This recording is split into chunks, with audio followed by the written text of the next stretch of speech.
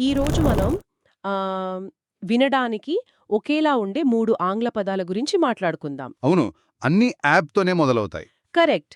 కానీ వాటి అర్థాలు మాత్రం పూర్తిగా వేరు. చాలా వేరు. సరే, మొదటి దాంతో మొదలు పెడదామా? మొదలు పెడదాం.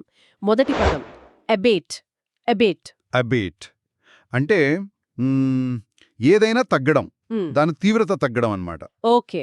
ఉదాహరణకి వర్షం తగ్గింది అనడానికి ద రెయిన్ హాస్ అబేటెడ్ అంటారు కదా. ఖచ్చితంగా. హ్మ్. అదే సరైన ఉదాహరణ. ఇక్కడ ఒక విషయం గమనించాలి. అబేట్ అనేది ఒక ప్రక్రియ లేదా పరిస్థితి. తనంతట అదే తగ్గుముఖం పట్టడం. అవును.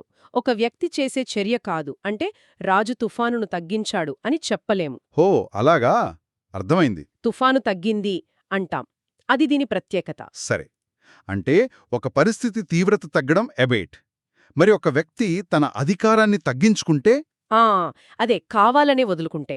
ఆ, అప్పుడు మనం వాడే పదం యాబ్డికేట్. యాబ్డికేట్. అంటే అధికారాన్ని లేదా బాధ్యతను వదులుకోవడం. అవును, ముఖ్యంగా ఒక ఉన్నత పదవిని అధికారికంగా వదులుకోవడం. అందుకే సాధారణంగా రాజులు, చక్రవర్తులు సింహాసనాన్ని వదులుకున్నప్పుడు దీన్ని వాడతారు. ఒక్క నిమిషం. అంటే నేను నా ఐటీ ఉద్యోగానికి రాజీనామా చేస్తే నేను యాబ్డికేట్ చేశాను అనొచ్చా? ఆ, అనకూడదు. ఎందుకు? అది కొంచెం అతిశయోక్తి అవుతుంది. సాధారణ ఉద్యోగానికి రిజైన్ అంటాం. యాబ్డికేట్ అనే పదంలో ఒక గంభీరత, ఒక పెద్ద బాధ్యత ఉంటుంది. ఓకే. ఓకే. అంటే ఉన్నత పదవులకే పరిమితం. అవును. స్పష్టంగా అర్థమైంది. సరే, ఇక మన మూడో పదం అబ్డక్ట్. అబ్డక్ట్ ఇది కూడా ఒక రకంగా తీసివేయడమే గాని. ఇది చాలా నెగటివ్. అవును. ఇది పూర్తిగా ఒక నేరపూరిత చర్య కదా. ఖచ్చితంగా. అంటే ఒకరిని బలవంతంగా ఎత్తుకెళ్లడం, అపహరించడం. అంటే కిడ్నాప్. మరి అబ్డక్ట్కి కిడ్నాప్కి తేడా ఏంటి? లేక రెండూ ఒకటేనా? మంచి ప్రశ్న.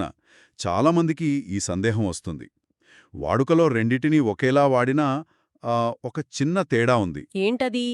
కిడ్నాప్ అనే పదం మొదట్లో పిల్లలను ను ఎత్తుకెళ్లడానికి మాత్రమే వాడేవాళ్లు. ఓహ్! కానీ అబ్డక్ట్ అనేది ఎవరినైనా, అంటే పెద్దలైనా పిల్లలైనా, బలవంతంగా తీసుకెళ్లడాన్ని సూచించే ఒక విస్తృతమైన పదం.